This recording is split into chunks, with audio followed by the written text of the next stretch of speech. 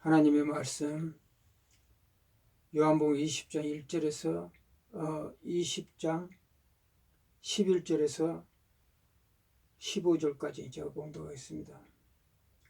마리아는 그 무덤에 서서 울고 있더니 울면서 구불의 무덤 안을 들여다보니 흰 옷 입은 두 천사가 예수의 시체에 냈던 곳에 하나는 머리편에 하나는 발편에 앉았더라.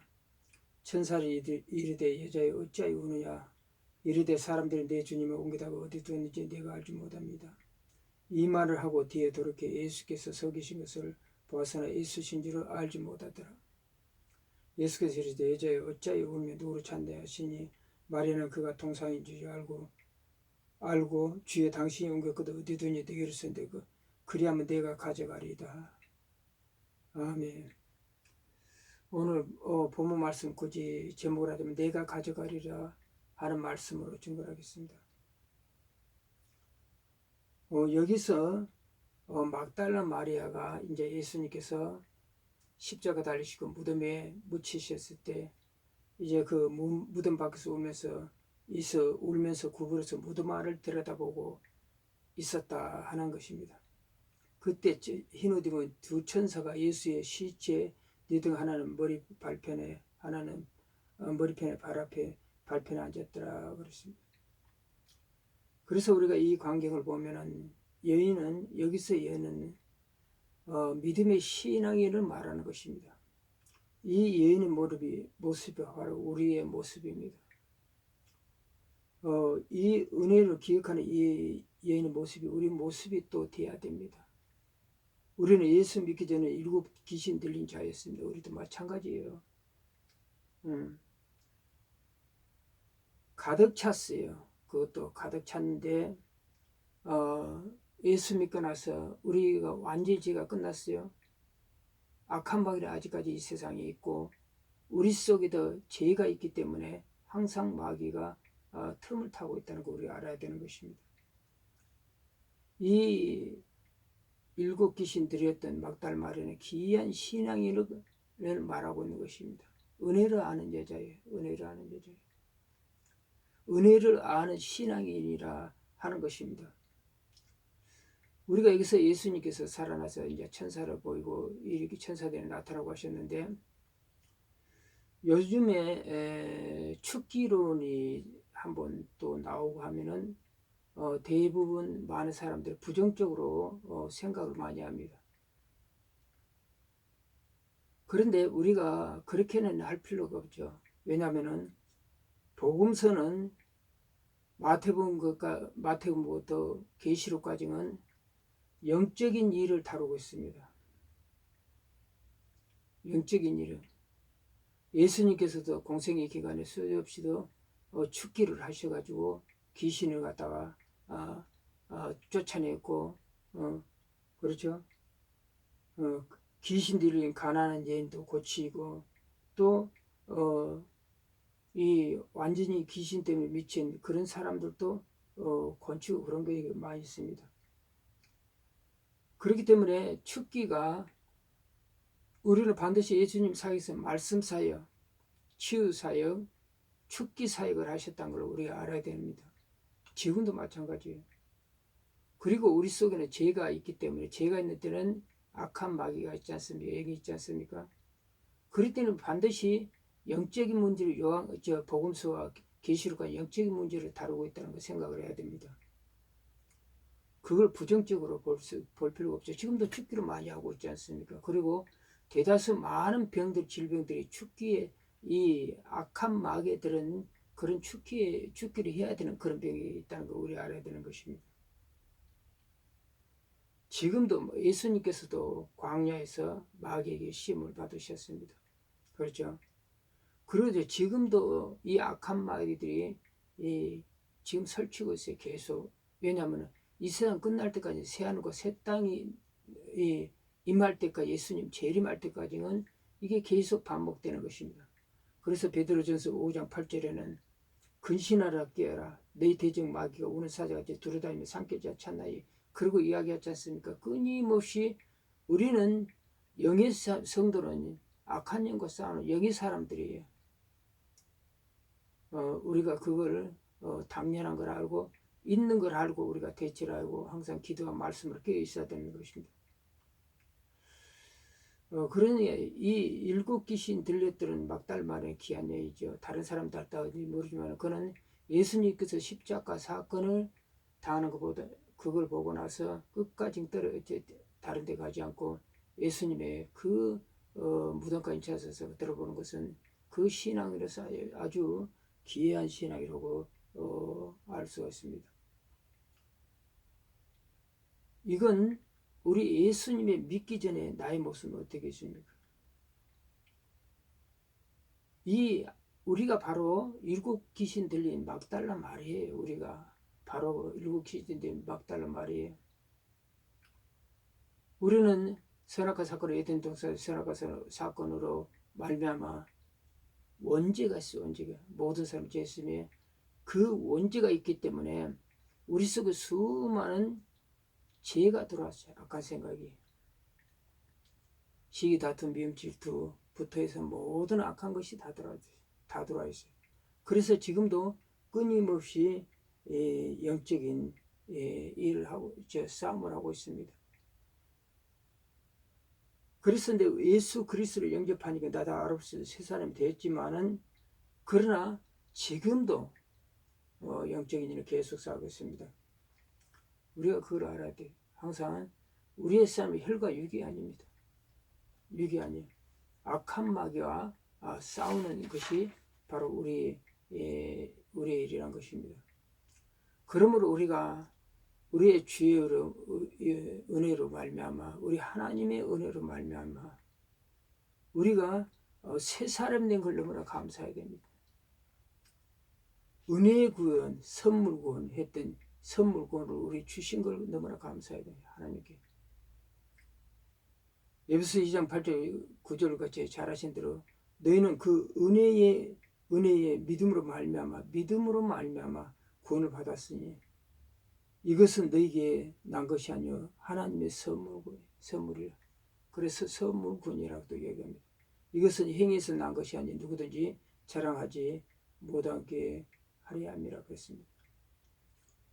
우리의 구원의 이 말씀과 같이 구원의 감격은 새 힘이 되는 이 세상 살아가는데 가장 큰 막강한 힘이 되는 거죠. 그렇죠? 거듭나고 성령 받으면 옛사람 완전히 벗어버려야 되는 것입니다.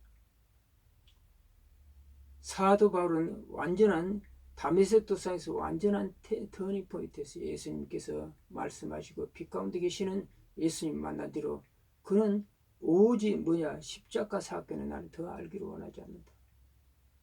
그러므로 완전한 터닝 포인트는 아니면 끊임없이 악한 것이 나를 따라다니며 괴롭히고 넘어지게 하려고 또 넘어지고 그리고 회개하고 돌이키고 막 그런 반복이 된다는 것이 완전한 터닝 포인트가 얼마나 귀중한지 몰라요.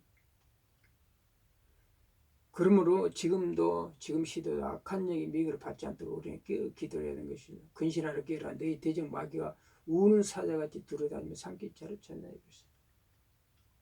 그러면서 그렇기 때문에 지금 시대도 축기론을 하고 한다는 것도 당연한 것입니다. 우리의 싸움은 전부 다 혈과 육이 아니라 다 영적인 문제입니다. 천국에 들어갈 때까지 다 영적인 문제예요. 혈과 육이 아니에요. 사소한 거라도 전부 다 보면 다 영적인 문제가 있어요. 우리가 이 세상 살아갈 때 많은 사람들이 악한 영에 사로잡혀서 넘어지고 하는 사람들이 굉장히 많고 또 실족하는 사람이 굉장히 많습니다. 또 배교하는 자도 많아요. 그런 사람도 있습니다. 그 왜 그렇습니까?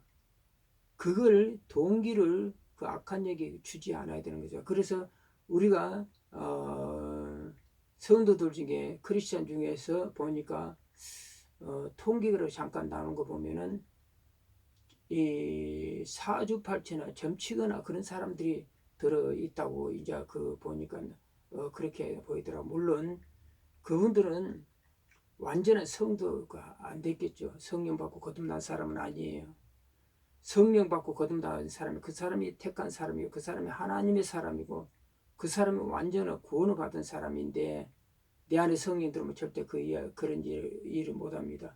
만약에 내 안에 성령 받았다 그랬다가 하면은 그 사람은 궁극적으로 하나님께 배교라는 것이 되기 때문에 엄청난 결과가 좋지 않습니다. 그래 하나님의 한번 은혜 받고 돌아간 자는 궁극적으로 개가 토했던 곳에 돌아가고 돼지가 씻었던 곳에 다시 눕는다. 그 말씀은 그대로 인생이 추하게 끝나는 것이에요. 절대 그러시면 안 되는 것입니다. 그러니까 우리가 항상 이런 뜻이 근신하고 깨서 항상 마귀가 있다는 걸 우리가 알아야 되는 것입니다. 그래서 점치거나 구설하지 말아야 마귀에 잡힌다는 것입니다.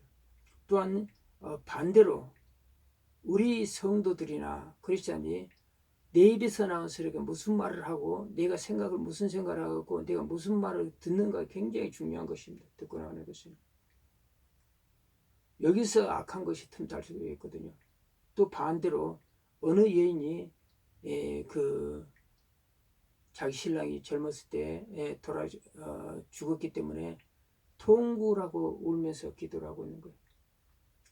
그런데 옆에 들어간 여인들이 몇 사람이 지난번에 저게 뭐야 예수님 믿으면 천국이나 가지 그러면서 이제 혀를 차고 이제 갔는 거야. 그분들은 크리스찬이죠. 그런데 이 여인의 가슴에 그게 그 말이 예수 믿으면 천국까지 천국이까지 예수 믿으면 천국에 그게 계속 들어서 자기가 장례 끝나고서 교회 찾아가서 예수 믿고 나서 얼마 있다가 이민 가가지고 캐나다인가 어딘가 거기서 한 30년 후에 이 국민 그 방송국 국밀고 그 대담하는 거 제가 들었거든요. 영의 문제라고 바로 이런 거예요. 하나님이 택한 사람은 어디가 있든지 부르지만은 또 의외로 실족하고 잡힐 수 있다는 것을 우리가 알아야 되는 것입니다. 그래서 본문에서 여자여 그랬습니다.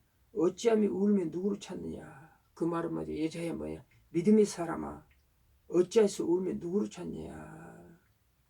그 말인 것입니다. 항상 우리의 말과는 항상 예수님과는 교제가 있어야 되는데 그 말이에요.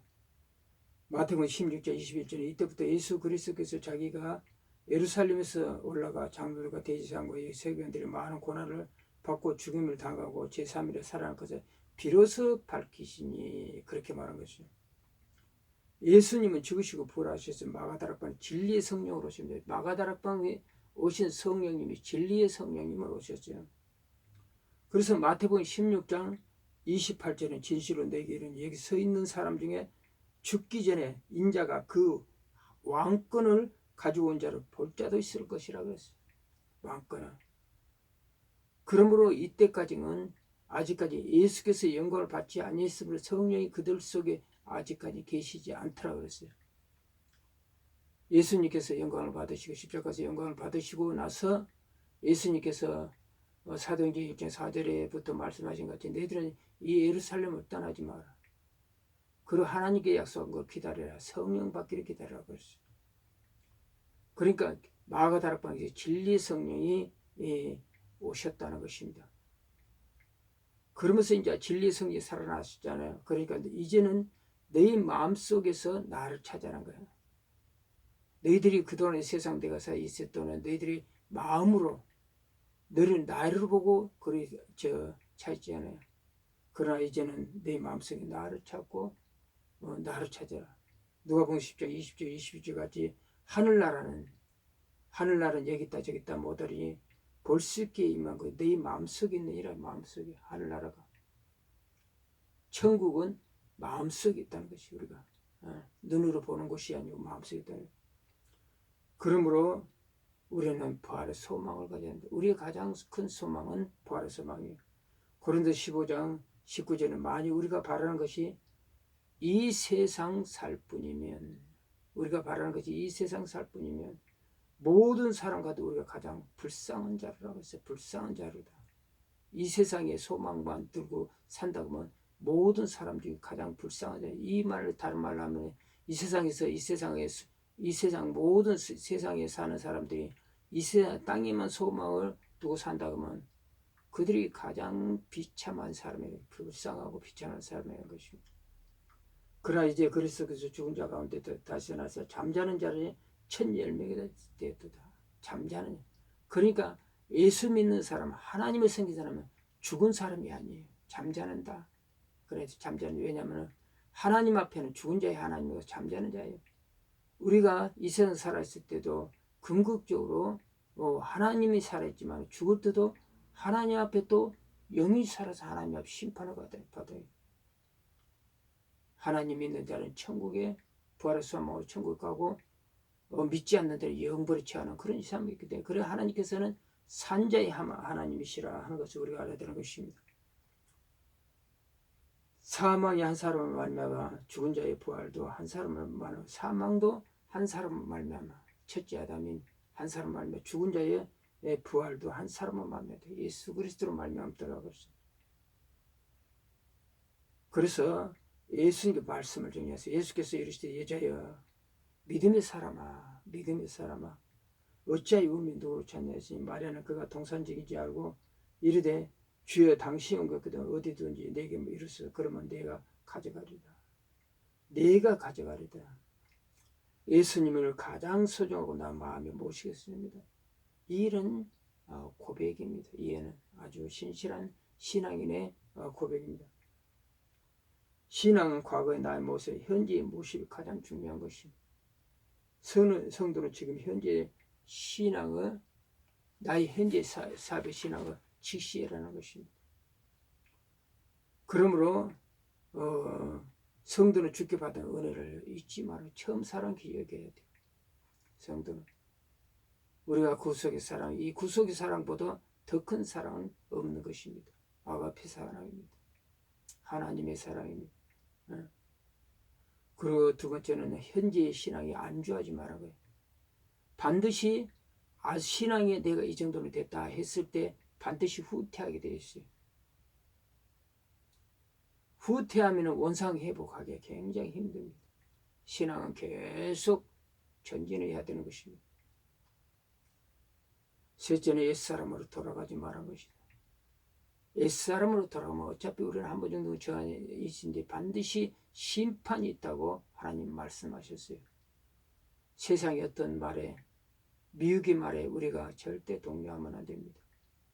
오직 예수님을 내 구주로 보고 하나님을 섬기면서 말씀과 기도로 내일 인생에서 꿋꿋이 살아가야 돼요. 지금 시대는 미혹한 사람이 많이 있기 때문에 그러므로 우리는 또한 넷째는 부활의 신앙을 가져야 돼요. 부활의 신앙.